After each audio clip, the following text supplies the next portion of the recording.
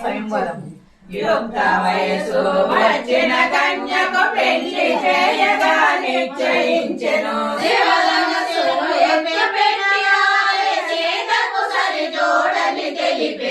దేశ దేశాల రాజులు వచ్చి సీతాదేవి స్వయంవరానికి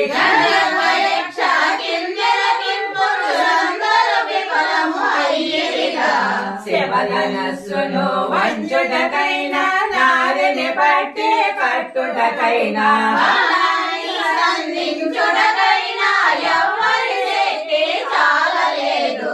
రామలక్ష్మణులు మిథులకు చేరుట.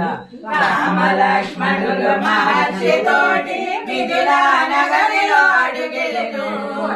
ప్రజలంతా రాముని చూసి ఈ విధముగా అబ్బురపడెను.